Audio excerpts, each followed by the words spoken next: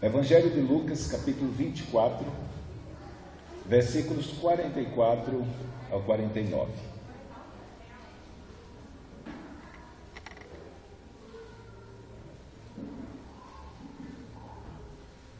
Lucas, capítulo 24, versículos 44 a 49.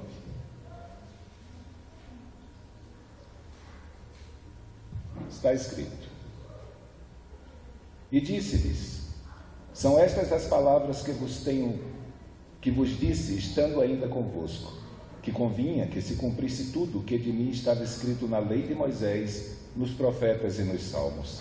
Então abriu-lhes o entendimento para compreenderem as Escrituras, e disse-lhes: Assim está escrito, e assim convinha que o Cristo padecesse e ao terceiro dia ressuscitasse dentre os mortos, e em seu nome se pregasse o arrependimento e a remissão dos pecados em todas as nações, começando por Jerusalém. E destas coisas sois vós testemunhas, e eis que sobre vós envio a promessa de meu Pai. Ficai, porém, na cidade de Jerusalém, até que do alto sejais revestidos de poder. Vamos orar mais uma vez. Queria que você curvasse a sua cabeça. Pai amado, nós pedimos ao Senhor que nessa noite venha ser conosco. E nesse momento, Senhor, em que nos expomos, Senhor, a Tua palavra, que o Teu Santo Espírito venha iluminar o nosso entendimento, não apenas, Senhor, para compreender, Senhor, as verdades contidas nesse texto que podem servir de lições para nós, Senhor, e aplicadas, Senhor, pelo poder do Teu Santo Espírito ao nosso coração, possa se tornar real, Senhor, na nossa vivência cotidiana, Senhor, no nosso viver diário. Por isso, pedimos ao Senhor que nos ajude, porque não há força nem poder em nós, Senhor, para transformar a nossa vida, não há força nem poder em nós para transformar a nossa mente, nem tampouco a nossa consciência, mas a Tua palavra diz que se nos expormos a ela, Senhor, e se nos expormos ao conhecimento contínuo dela, a palavra, Senhor, que em nós é enxertada, ela vai nos transformar, Senhor. Por isso, que não seja apenas mais um discurso, Senhor, que não seja mais apenas um momento em que escutamos uma pregação para aumentar o nosso conhecimento, mas que de verdade, Senhor, a Tua palavra venha encontrar em nós aquele coração como um solo bom, e ela como semente venha brotar, venha crescer e venha produzir os frutos, Senhor, para o qual ela foi enviada, Senhor, a fim de que o Teu nome seja glorificado. Por isso, ser com a minha vida nessa noite, me ajuda, Senhor, ser com a vida dos Teus filhos, e ajuda cada um deles também a compreender essas verdades, a fim de que elas possam, Senhor, pelo poder do Teu Santo Espírito, nos dar esperança de ter uma vida que glorifique o Teu nome. Por isso, ser com cada um de nós, te pedimos em nome de Jesus. Amém. Conversando com o Rodrigo, Lide ontem,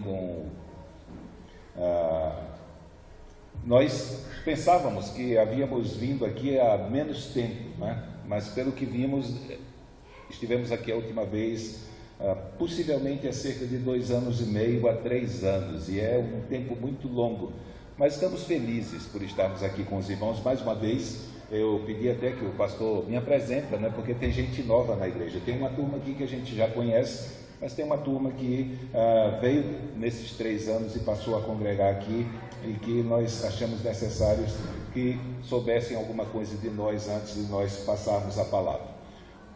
Esse ano especial, nós estamos celebrando, para mim, depois do advento de Jesus Cristo e da sua obra consumada, e depois da obra do Pentecoste, o evento mais importante da história do cristianismo. Estamos celebrando agora, dia 31 de julho de outubro de 2017, os 500 anos da Reforma Protestante, a maior obra de avivamento realizada por Deus na história depois do Pentecostes. Através dessa obra do Espírito Santo, a igreja foi trazida de volta ao mundo. A igreja havia esquecido de que a palavra do Senhor era lâmpada para os seus pés e luz para o seu caminho, como diz o Salmo 119 e 105, ou como no versículo 9 do Salmo 119 é dito, de que maneira guardará o jovem puro o seu caminho. E ali a aplicação é a mesma para todo mundo, não importa se é jovem, se é criança, se é adolescente, se é idoso, não faz diferença. De que maneira poderemos guardar puro o nosso caminho, observando segundo a sua palavra. Então, nesse sentido, foi uma obra de avivamento espiritual através do qual a igreja foi impulsionada mediante a utilização dos membros da igreja daquela época e de uma época posterior, cerca de 300 anos antes, que foram instrumentos de Deus para anunciar à igreja que ela deveria voltar para o caminho. E o caminho que ela deveria andar, deveria ter como fundamento as Escrituras Sagradas, aquilo que Deus ensina na sua palavra. Não era mais a palavra de Deus que ditava os rumos da igreja, não era mais a palavra de Deus que ditava as orientações, não era mais o fundamento das decisões, dos planos e das aspirações, mas Deus, que começou a boa obra no meio do seu povo, Ele prometeu completá-la. Então, até o dia de Cristo, a igreja vai permanecer, porque assim Deus o estabeleceu, assim Deus o prometeu, e como disse Jesus Cristo, a Escritura, ela não pode falhar. E quando nós pensamos na importância desse evento e da necessidade que a igreja tem de ter as Escrituras como fundamento da sua fé, da sua segurança, da sua esperança, o Evangelho de Lucas é um dos livros das Escrituras, ou um dos textos das Escrituras que mais nos ajudam de maneira mais impactante a observar essa realidade de um evento histórico que foi registrado sob a inspiração de Deus, a fim de que hoje nós pudéssemos ter uma direção segura no que diz respeito à esperança da nossa jornada terrena com Deus, e mais ainda, quando a jornada terrena se findar, continuamos com a esperança de que a eterna será com Ele. O Evangelho de Lucas poderíamos dizer que é o livro que enfatiza essa realidade mais histórica. E isso é muito importante para nós na nossa era, principalmente por causa dos combates que nós temos travado assim, no meio acadêmico, no meio teológico, contra pessoas que querem, de alguma maneira, arrancar das Escrituras esse aspecto, não apenas sagrado, divino, como também histórico. Hoje, nós temos um grupo no mundo que eles se dedicam exclusivamente a pesquisar as Escrituras a fim de provar para as pessoas que a Bíblia Sagrada é um livro cujo registro é composto de um conjunto de superstições, de crendices, de lendas e de erros. E semeando essa inverdade no meio do povo, eles visam levar as pessoas a caírem no descrédito no que diz respeito a qualquer tipo de ensinamento, promessa, pregação que seja feita tendo como base as Escrituras. Eles não acreditam mais nas Escrituras como um livro histórico, eles não acreditam mais nos registros dos Evangelhos como fatos que aconteceram de verdade no decorrer da história, mas o Evangelho de Lucas, tanto o Evangelho de Lucas como o livro de Atos dos Apóstolos, que foi escrito por Lucas, ele traz nele, no seu conteúdo, na sua organização, uma preocupação muito clara do escritor em determinar a realidade de que o que está sendo escrito tem relação com a história, os fatos que estão sendo escritos têm relação com a realidade da vida de Jesus Cristo que esteve aqui conosco. Então, não é uma fé fundamentada em superstições, em lendas, em crendices, em mitos, mas quando nós lemos o Evangelho de Lucas, nós podemos observar que para Lucas o cristianismo, ele ocorreu num cenário histórico real. Não foi idealizado na mente dos cristãos primitivos que criaram histórias para fundamentar a fé deles, mas houve um contexto histórico real onde Jesus Cristo foi trazido ao mundo e a partir da sua entronização desse mundo, ou como João diz no primeiro capítulo do seu Evangelho, a partir do momento em que o Verbo se fez carne e habitou entre nós, Deus se inseriu na história da humanidade e caminhou nesse mundo de maneira visível na pessoa de Jesus Cristo. O cristianismo está fundamentado em fatos. Lucas se preocupa muito com esses detalhes, tanto no que diz respeito à autenticidade, historicidade, como à cronologia. Normalmente nós não vemos essa preocupação nos evangelhos. Quando eles foram escritos, a preocupação era maior com a mensagem. Então, Mateus, ele queria pregar para os judeus. Então, a função de Mateus era provar que Jesus era o Messias que foi prometido no Antigo Testamento. E aí, o tempo todo, você vê o esforço de Mateus tentando provar que os atos de Jesus eram um cumprimento daquilo que havia sido escrito no Antigo Testamento. Isso aconteceu porque foi predito pelo profeta fulano de tal, isso foi escrito, aconteceu porque foi predito pelo profeta ciclano. Então, Mateus sempre faz uma relação dos atos de Cristo a promessas do Antigo Testamento, a fim de que mostrar para um judeu que, de verdade, o Cristo que havia vindo a esse mundo era o Cristo prometido, então Deus havia enviado o Salvador prometido. O livro de Marcos é um livro mais sintético, é o mais, menos, assim, se a gente pode dizer, profundo ou teológico. Ele é o livro mais simples dos evangélicos. Aqui em Lucas, ele trabalha muito essa realidade da historicidade, das provas, das evidências de que, de verdade, esse Jesus Cristo que veio é o Salvador do mundo, é o Salvador que é oferecido para todas as pessoas. João, ele escreve o seu Evangelho querendo provar que Jesus é o Cristo, é o Filho de Deus, para que as pessoas, crendo nisso, eles tenham salvação, tenham vida eterna em seu nome. Então, os outros três, e nos outros três, não há uma preocupação de apresentar as evidências de maneira cronológica. Aqui não.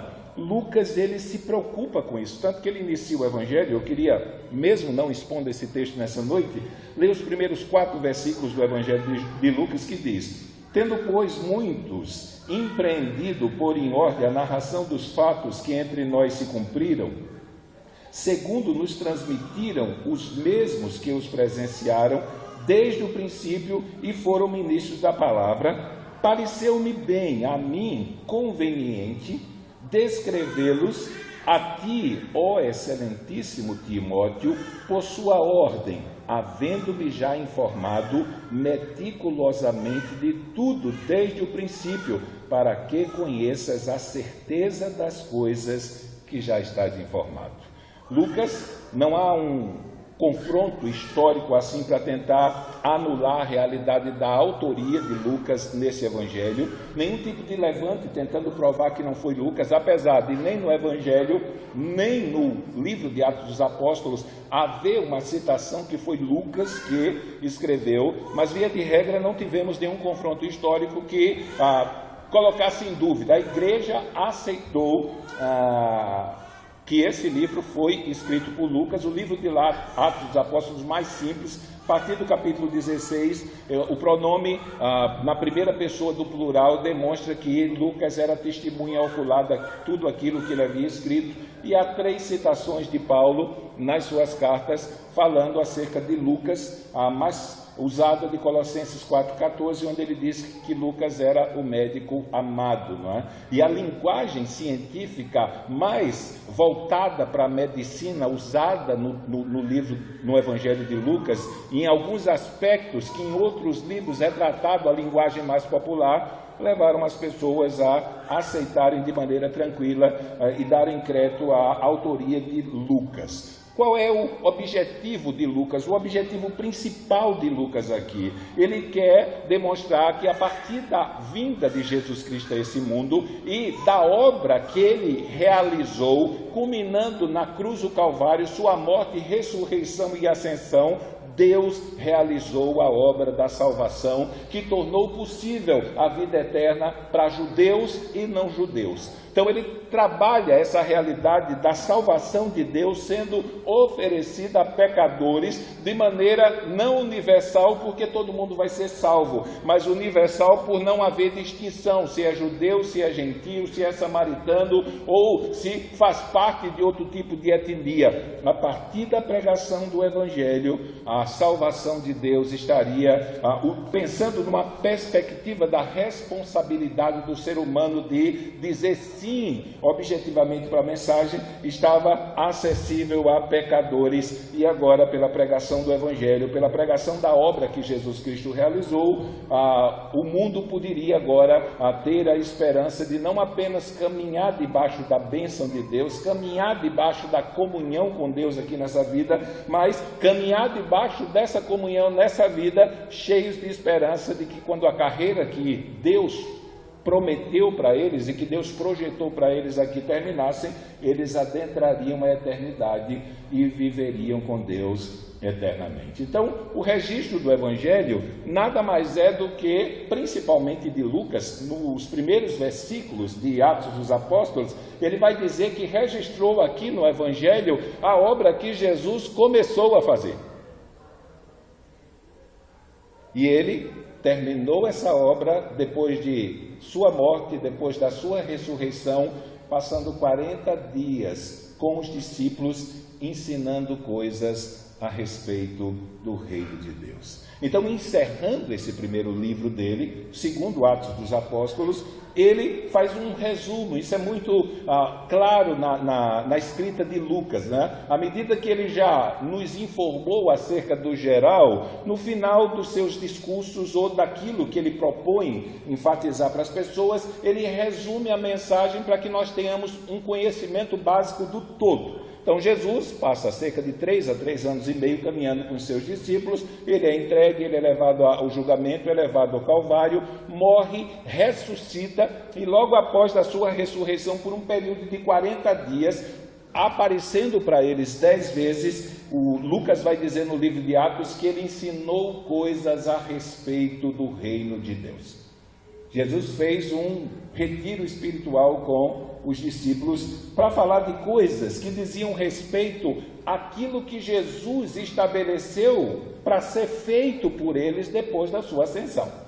E é justamente pensando nesse objetivo para o qual os discípulos foram salvos pela obra de Cristo, e após os discípulos, aquelas ovelhas que Jesus Cristo, como bom pastor, comprou com a sua morte, o que eles deveriam ser e o que eles deveriam fazer até a segunda vinda dele, até que se cumprisse o tempo que ele determinou para que essas ovelhas que estão fora do aprisco fossem resgatadas. Então, o que cada um daqueles que fazem parte da Igreja de Cristo, juntamente com os apóstolos, em todos os tempos, em todas as eras, até a vinda de Cristo, devem ter como prioridade fazer. E é nesse contexto, um resumo daquilo que Jesus Cristo ensinou nesses 40 dias, em que 10 vezes apareceu para os seus discípulos, Lucas, ele estabelece aqui. O que nós temos é um relatório, um resumo daquilo que Jesus ensinou para os discípulos nesses 40 dias. Ele vai dizer, e disse-lhes, são estas as palavras que vos disse, estando ainda convosco. Aqui, basicamente, não está falando do todo, dos 3 anos, mas daquilo que Jesus Cristo ensinou para eles nesse período de 40 dias, nas 10 aparições que ele realizou. E isso não tinha a ver somente com os discípulos. O que Jesus ensinou para os discípulos tem a ver com os discípulos e com os discípulos que viriam depois dele. Então, por 40 dias, 10 aparições, 10 momentos em que ele se reúne com os discípulos e aparece para eles, ele nos ensina algumas verdades que precisam ser abraçadas por nós. Então, aqui, né, de Lucas capítulo 24, do 44 até o final, temos o relato de 2 experiências. Primeiro, os discursos que ele deu para os discípulos, agora já ressuscitado, e o livro termina com a sua ascensão. Então aqui nós temos Jesus Cristo instruindo os seus discípulos a fim daquilo que de verdade eles deveriam fazer a partir do momento em que ele os deixasse, que ele fosse elevado às alturas. Então, nesse pequeno discurso, do versículo 44 até o versículo 49, existem algumas lições que precisam ser abraçadas por nós. Possivelmente, e isso é evidente, ou melhor, quando estudamos a história da igreja, boa parte dos problemas que a Igreja de Cristo tem enfrentado no decorrer da história é pela não observação dessas verdades que foram ensinadas por Jesus Cristo aqui, a não observação dessas orientações que foram dadas por Jesus Cristo. Quando nós lemos o registro do livro de Atos, nós observamos claramente que os discípulos, eles foram fiéis a isso.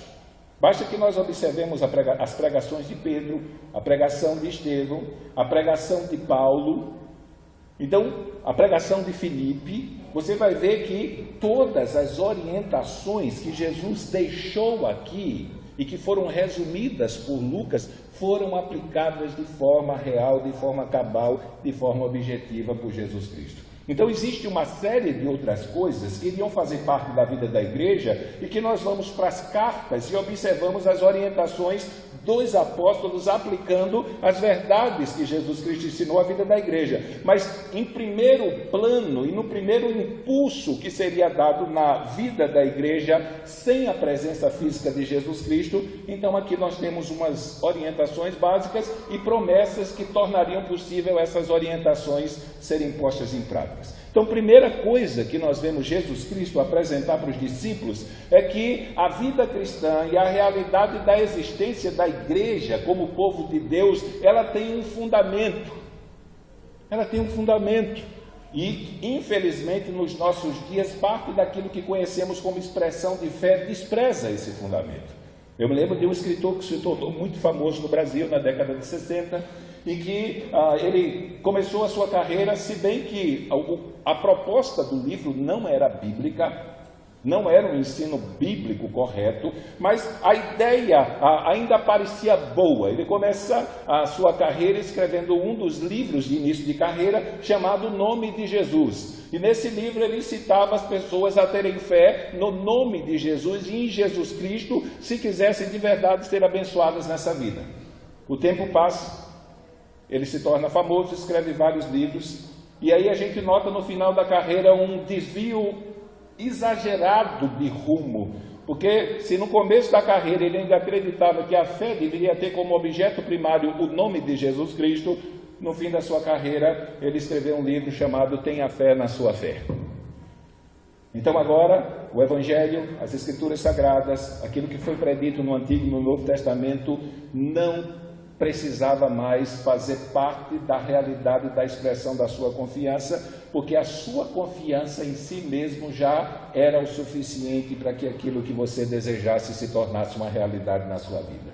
Então nós vivemos numa era em que as pessoas elas não conseguem mais associar aquilo que Paulo disse em Romanos 10:17, que a fé é pelo ouvir e o ouvir pela palavra de Deus. Mas Lucas aqui ele é bem consciente disso. Quando ele registra e resume o discurso de Jesus, ele faz questão de deixar claro para os discípulos que a obra que Jesus Cristo iria colocar nas suas mãos para realizar, ela só se tornaria real e possível se as Escrituras Sagradas fossem o alicerce da sua prédica, da sua pregação, da sua instrução e do seu ensino. Então nós não podemos imaginar a realidade da existência de uma igreja como povo de Jesus Cristo, como povo de Deus, onde as Escrituras Sagradas são deixadas de lado. Porque se as Escrituras são deixadas de lado, o modelo de cristianismo idealizado por Deus, para que o seu povo se enquadrasse dele, também foi jogado fora. Não tem como nós sabermos a vontade de Deus para a nossa vida, pessoal e como igreja, se as Escrituras não fossem o fundamento da nossa fé. E isso não apenas englobe a realidade da ideia de igreja, do plano de igreja, da vida de santidade que nós devemos ter e nutrir depois da igreja, mas também com relação à mensagem da salvação. Nós não podemos imaginar a possibilidade de alguém encontrar essa salvação sem que as Escrituras sejam pregadas a ele. E aí Jesus ele vai falar especificamente dessa realidade de uma pessoa que encontra a salvação da sua vida e recebe da parte de Deus a vida eterna. E a exemplo de Paulo, ele vai fazer questão de mostrar que a mensagem do Evangelho não foi uma coisa criada pelos cristãos do Novo Testamento, como alguns escritores e teólogos liberais tentam mostrar.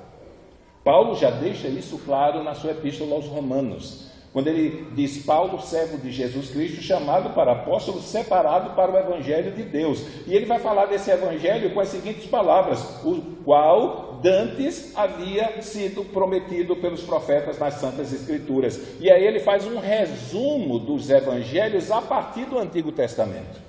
Então Jesus, ele faz a mesma coisa naqueles 10 dias em que esteve reunido com os discípulos falando acerca do reino de Deus. Ele vai para o Antigo Testamento, como fez com os discípulos na estrada de Emaús, e a partir do Antigo Testamento ele mostra tudo aquilo que não apenas Moisés, mas os salmos e os profetas falavam ao seu respeito. São cerca de 800 profecias que existem no Antigo Testamento que se cumpriram, uma parte na primeira vinda de Cristo e a outra parte se cumprirá na segunda vinda de Cristo. Então ele diz: são estas as palavras que vos disse estava ainda convosco, que convinha que se cumprisse tudo o que de mim estava escrito na lei de Moisés, nos profetas e nos salmos. E no verso 46 ele vai falar sobre o conteúdo objetivo dessas promessas que implicariam na salvação de um pecador. Ele vai dizer no verso 46: e disse-lhes: assim está escrito, e assim convinha que o Cristo padecesse e ao terceiro dia ressuscitasse dos mortos.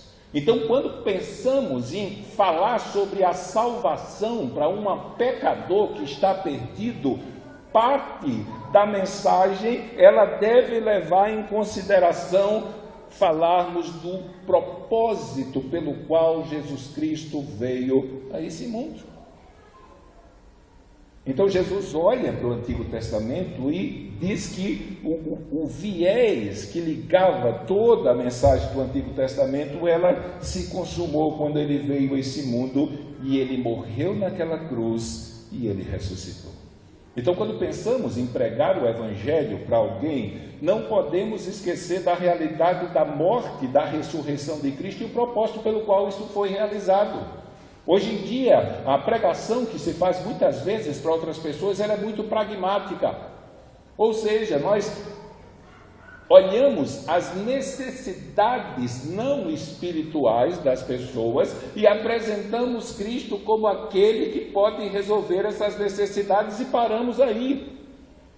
A pessoa está desempregada, venha para Cristo que ele vai ter um emprego. Está enfrentando lutas, venha para Cristo que a luta vai acabar. Está em depressão, venha para Cristo que a depressão vai embora. Está com problema no casamento, venha para Cristo que ele vai resolver o seu problema. Está com problema financeiro, venha para Cristo que Cristo vai lhe dar dinheiro. E aí nós pregamos uma série de coisas. Nós não, mentira, meu nome dessa história.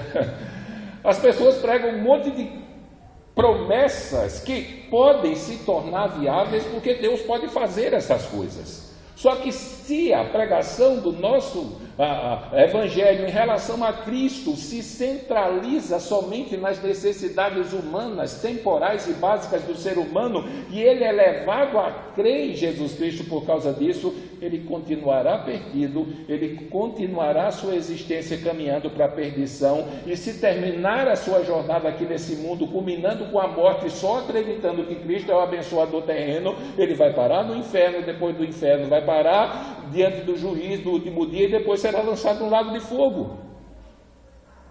Porque apesar de Cristo poder resolver todos esses problemas, ele não morreu na cruz por causa disso.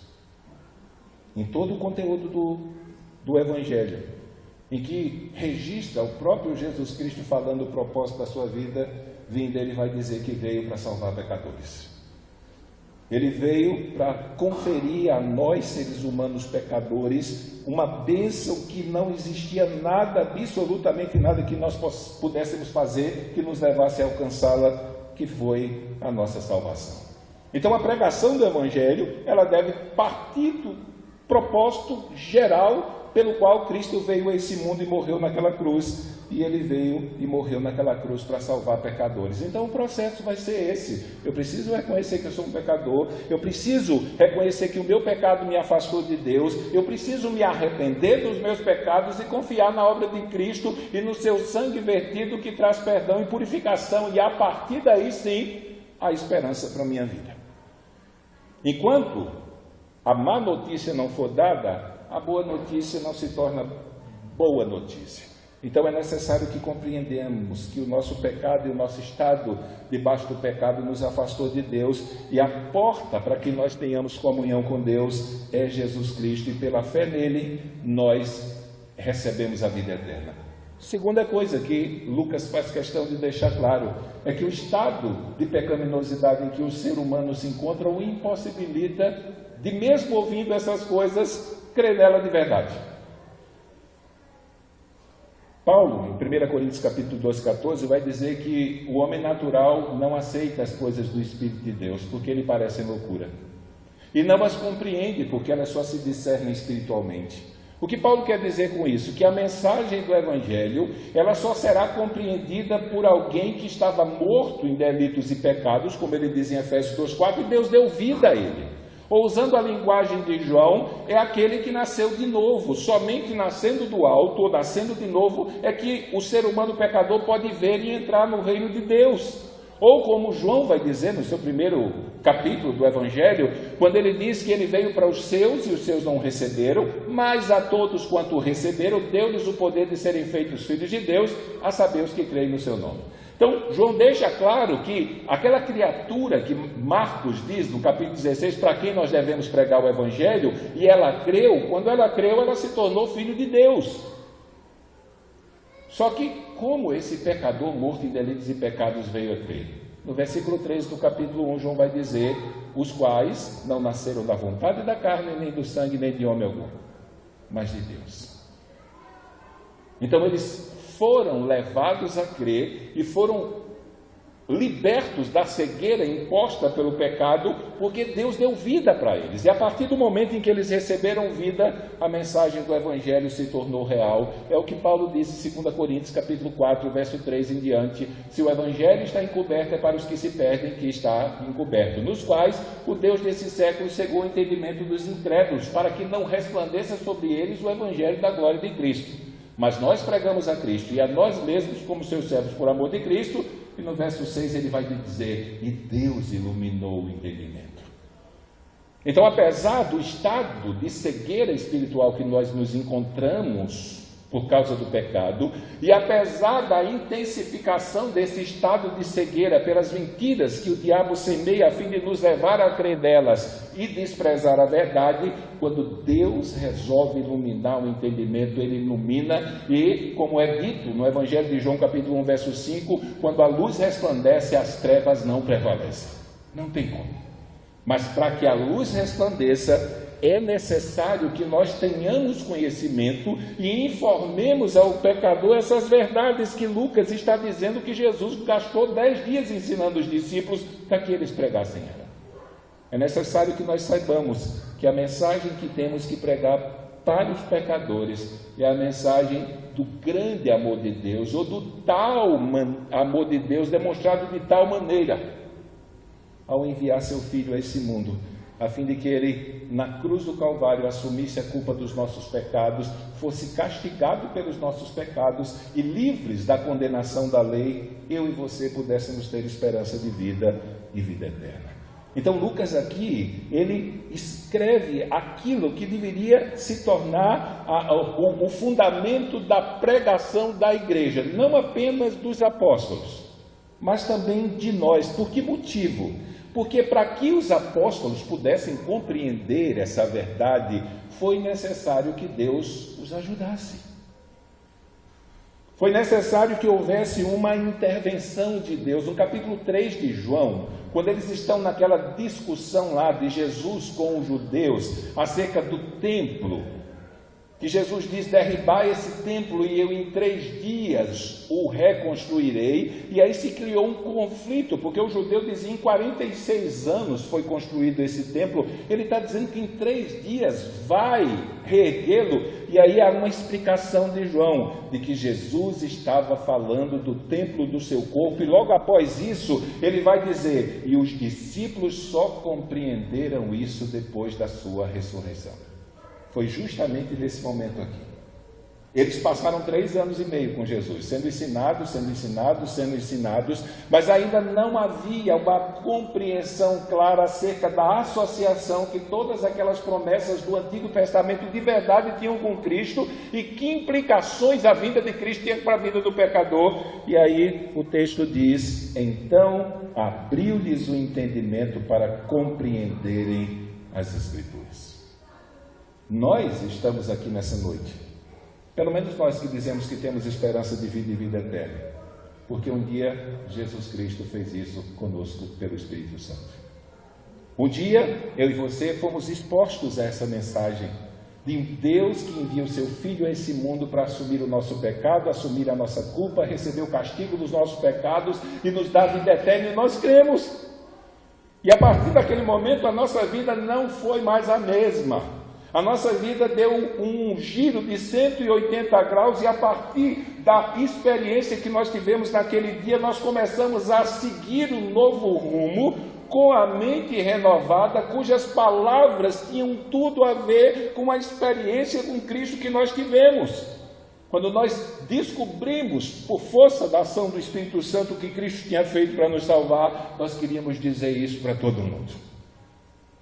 Nós queríamos que as pessoas soubessem dessas verdades, e muitas vezes no início da carreira nos frustramos porque dizíamos o que impactou e transformou a nossa vida, e elas continuavam da mesma maneira, por não nos havermos apercebidos que era necessário e ainda é necessário que, ao ser exposto a mensagem do Evangelho, Deus abra o entendimento do pecador para que ele venha a Ele.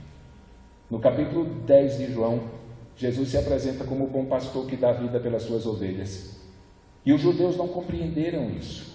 E ele disse para os judeus: olha, vocês não compreenderam porque vocês não são de Deus. Porque quem é de Deus ouve a palavra de Deus. Depois, mais na frente, ele vai dizer: vocês não estão compreendendo nem aceitando as minhas palavras porque vocês não são minhas ovelhas. As minhas ovelhas, elas ouvem a minha voz, eu as conheço e elas me seguem. Então, se por um lado nós temos a mensagem da salvação para pregar, por outro lado, essa mensagem só será abraçada, compreendida e forçar a decisão do pecador em relação a ela, se somente se o Espírito de Deus iluminar o seu entendimento e abrir a sua mente e o seu coração para compreender as Escrituras, aqui se referindo a toda essa promessa que diz respeito à obra de Cristo para salvar os pecadores. Quando uma pessoa crê na mensagem do Evangelho, quando ela de verdade aceita que a obra de Cristo foi o instrumento de amor que Deus utilizou para dar a ela de maneira gratuita e merecida e definitiva a vida eterna, existe uma promessa aqui para ela. Versículo 47, ele vai dizer que depois de ter conhecimento dessas verdades, ele fez isso para que em seu nome se pregasse o arrependimento e a remissão dos pecados em todas as nações, começando por Jerusalém. Começando por Jerusalém para os discípulos, não? Eles estavam em Jerusalém.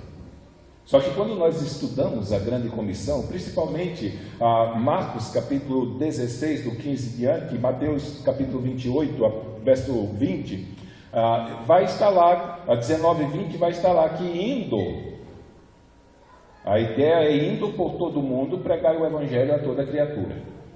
Então eles estavam em Jerusalém, a coisa tinha que partir de lá.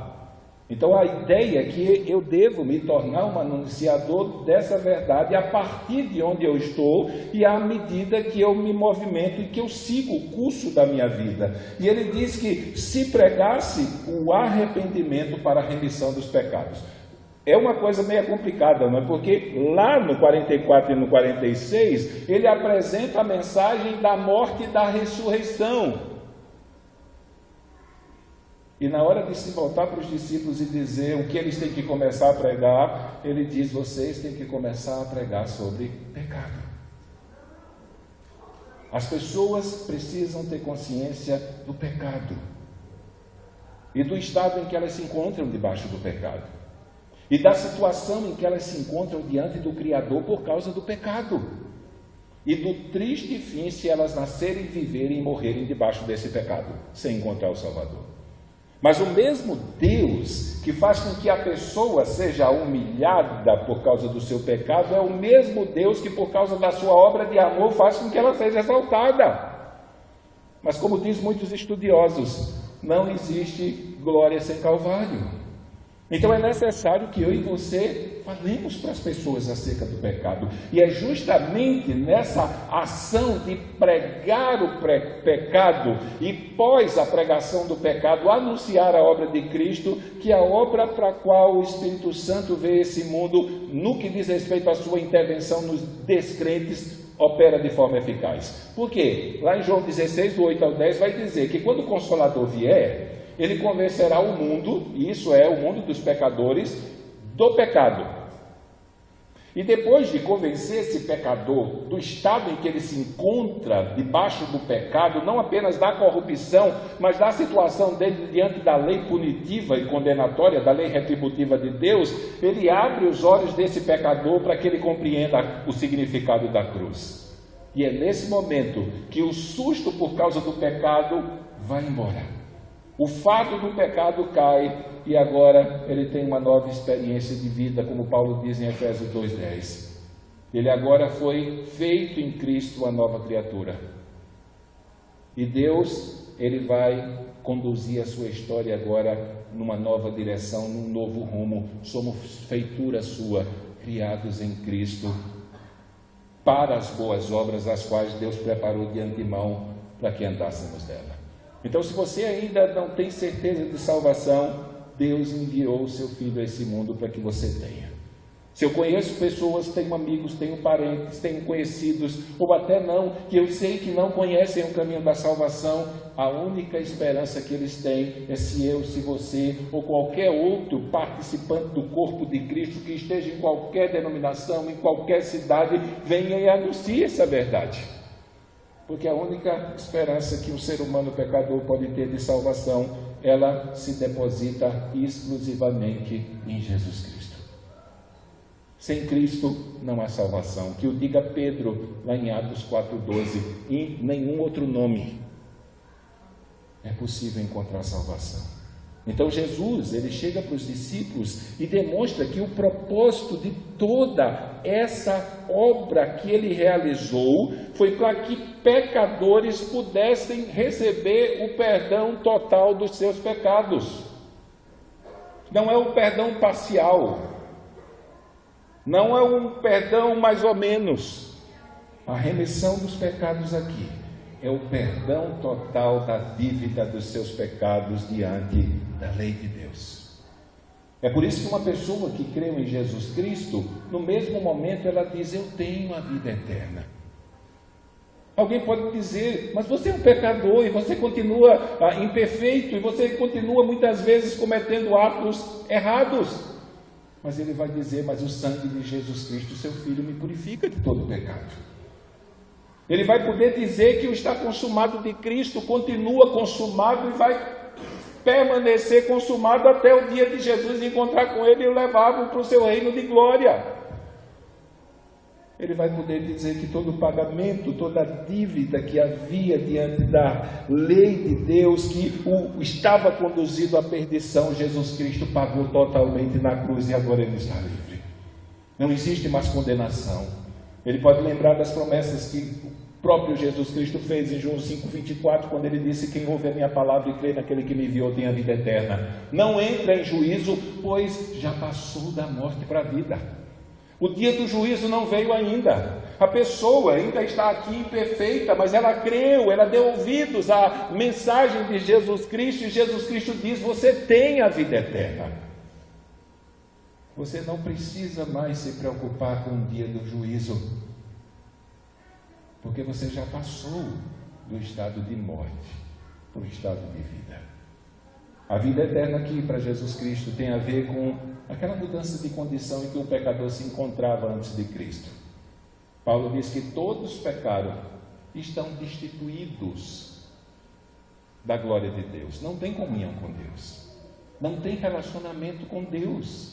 Mas, a partir do momento que ele tem contato com o Evangelho, o Espírito Santo intervém na vida dele, ilumina o seu entendimento para compreender o significado da obra de Cristo, o comove e compunge o seu coração para conduzi-lo a um genuíno avivamento, e ele se prostra diante da cruz, reconhecendo o seu pecado, a sua culpa, e deposita a sua confiança em Cristo. O juiz bate o seu martelo antes do último dia e diz: você está justificado, você está absolvido. Essa é a grande maravilha da graça de Deus. Deus justifica, Deus absolve da culpa culpados, não inocentes, porque o castigo que eles mereciam, Deus lançou sobre o seu Filho na cruz. Então aqui Jesus Cristo se reúne com os discípulos por 10 dias para informar para eles o que eles têm que fazer. E a tarefa principal é anunciar o que Jesus Cristo disse para eles a todas as nações. Pensando aqui na comunidade de pecadores que estão caminhando por aí, como ovelhas que não têm pastor, podendo a qualquer momento ter a morte diante deles, serem tragados por ela, e aí a esperança se findar definitivamente, porque lá em Hebreus capítulo 9, 27 diz que ao homem está ordenado morrer uma só vez, depois disso vem o juízo. Não tem reencarnação, não tem purgatório, não tem missa de sétimo dia, 30º, seja lá o que for, não existe nada, nem batismo pelos mortos, não existe mais nada que possa ser feito por quem partiu sem Cristo. Porque o destino eterno foi selado na hora que a carreira dele terminou e ele adentrou a eternidade. Mas existe algo que podemos fazer por aqueles que ainda estão vivos e ainda estão caminhando sem esperança. A mensagem do Evangelho continua sendo o poder de Deus para a salvação e continuará. Se nós queremos dar esperança às pessoas de vida e vida eterna, nós temos que assumir a responsabilidade que Ele impôs sobre nós. Então aqui no versículo 48, ele vai dizer: vós sois testemunhas dessas coisas. Ele falou diretamente para os apóstolos, mas esse ato de que vós sois testemunhas dessas coisas tem tudo a ver com o versículo 45.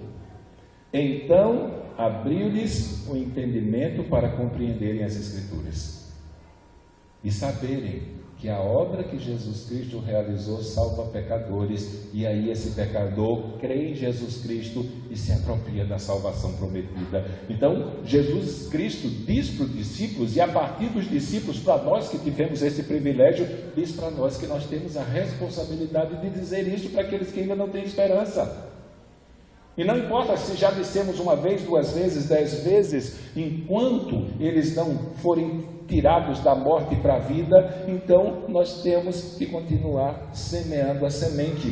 Vocês são testemunhas dessas coisas, e isso implica uma consciência de responsabilidade extrema.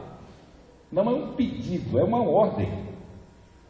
Porque o fim aqui é: vós sois testemunhas dessas coisas, e a ideia é um comprometimento tal com essa obra que Jesus está comissionando a igreja a fazer, que se for necessário perder a vida no cumprimento dela, então que o seu discípulo assim o faça. Se para fazer essa vontade dele eu tenha que me expor à morte, a perigo de morte, eu vou continuar fazendo. Por que motivo? Porque a morte não é mais o fim da existência. É para quem não creu em Cristo. O temor do julgamento final e de um castigo eterno já não faz parte mais da vida de um cristão que foi alcançado pela salvação de Deus. E ele sabe que se ele fechar os olhos para essa vida, é na presença do seu Salvador no paraíso que ele vai abrir. E aí Paulo diz que o morrer é lucro. Porque se ele parte dessa vida para o porvir, ele não vai precisar mais se relacionar com o seu Salvador pela fé, ele vai vê-lo face a face. Então todas as esperanças que nós temos em relação a Deus, a nossa salvação, a comunhão com Ele nessa vida eterna, deve-se ao fato de que essas promessas estão escritas na Bíblia Sagrada, que é a palavra de Deus, e a partir das Escrituras nós expressamos a nossa confiança, e é a partir das Escrituras que o Espírito Santo transforma a vida de um pecador, sustenta a vida desse pecador na sua carreira que Deus propôs e vai conduzir esse pecador à glória. Mas nós precisamos saber que a responsabilidade de anunciar essa verdade para aqueles que ainda não têm certeza de salvação é nossa. Porque é exemplo dos apóstolos, um dia ele abriu o nosso entendimento para compreender as Escrituras Sagradas. Às vezes nós inventamos desculpas para não fazer. Nós somos expertos em inventar desculpas para não fazer a vontade de Deus. Só que Jesus, no versículo 49, ele nos diz uma coisa que nos simplesmente deixa sem condições de darmos nenhuma desculpa. Ele vai dizer: e eis que sobre vós envio a promessa de meu Pai, ficai porém na cidade de Jerusalém, até que do alto sejais revestidos de poder. Essa promessa ele cumpriu, gente, há 2000 anos. Às vezes nós encontramos alguém orando: Deus me enche de poder para eu pregar o Evangelho. O poder para pregar o Evangelho já foi derramado há 2000 anos. Se cumpriu no Pentecostes.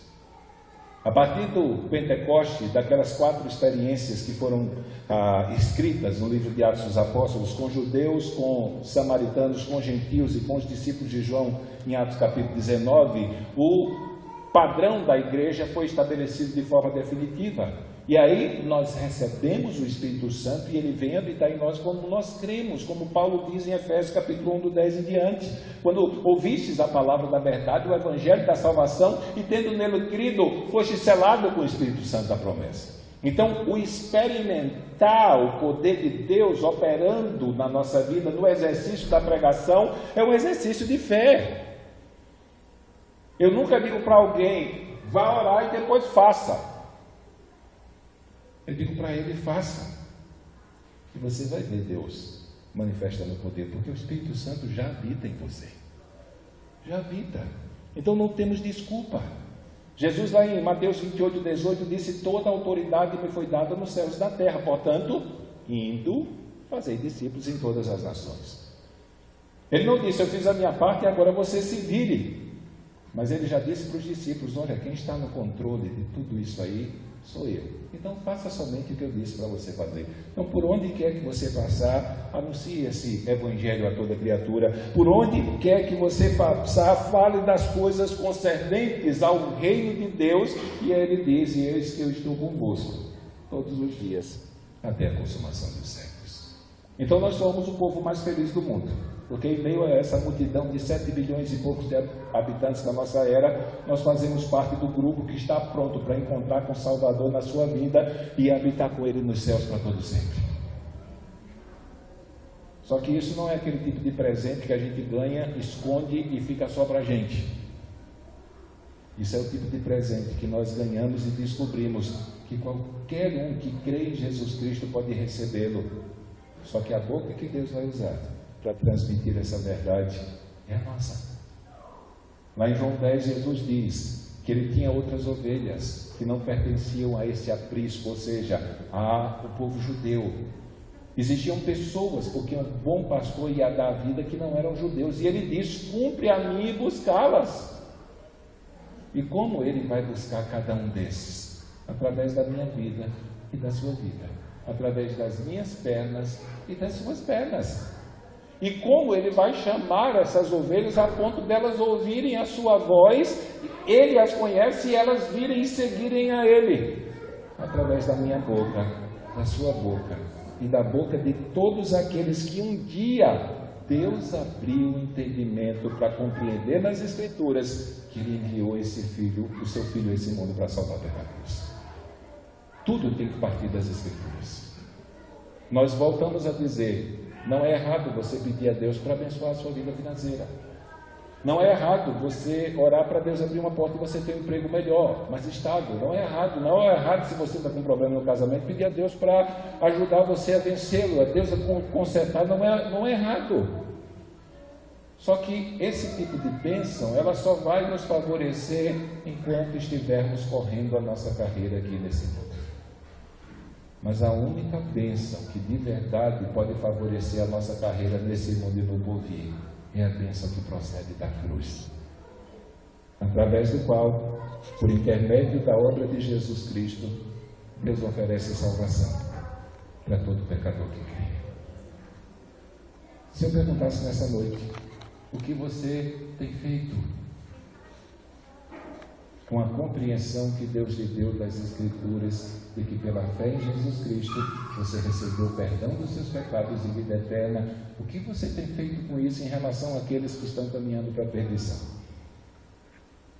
Jesus disse aos seus discípulos e continua dizendo para nós que tivemos esse privilégio, vocês são testemunhas dessas coisas e vocês devem falar sobre essas coisas em todas as nações, devem falar dessas coisas a todas as pessoas que vocês tiverem o privilégio de estar com elas e que elas ainda não compreenderam essa grande prova do amor de Deus. Por isso eu quero que você pule a sua cabeça nessa noite e pense nisso. Pense nisso. Nós temos o privilégio de sermos um instrumento do Criador. para que vidas que estão caminhando para a perdição possam encontrar a salvação. Da mesma maneira que um dia alguém teve o privilégio de ser um instrumento da mão de Deus para falar dessa salvação para a minha vida e para a tua vida. E nós recebemos a vida eterna quando cremos. Então precisamos, se não temos coragem, pedir a Deus que nos dê ousadia. Se nos falta disposição, pedir a Deus que faça isso. O próprio Paulo, na carta aos Efésios, pediu para que a igreja orasse, para que ele pregasse com intrepidez. Mas em Atos capítulo 4, verso 29 em diante, a igreja orou para que Deus desse ousadia para eles pregarem. E Deus deu. Então, se nos falta estímulo, nós sabemos a fonte onde nós buscarmos o poder, a virtude que precisamos para sermos um instrumento para que vidas sejam salvas. Então, se eu não estou fazendo isso, chegou a hora de bater na porta de Deus e dizer para Deus: Deus, estende a tua mão, que teu Espírito Santo me encha, Senhor, e que cheio do poder do teu Espírito eu possa anunciar essas verdades àqueles que perecem. Por isso, feche seus olhos, curve sua cabeça. Pastor Paulo vai estar orando, pedindo a Deus que nos ajude a sermos esses instrumentos. Não fazemos isso para ter uma igreja cheia, fazemos isso para ver pessoas tendo o privilégio que nós temos. Um dia alguém foi para nós e insistiu tanto conosco, nos falando desse Jesus Cristo que veio morrer na cruz para nos salvar, e Deus teve misericórdia de nós. Então, se um dia alguém veio e pregou para nós e Deus teve misericórdia de nós, então, através da nossa vida, falando essas verdades para outras pessoas, Deus pode ter misericórdia delas da mesma maneira e salvar a vida delas como salvou a nossa. Então vamos orar.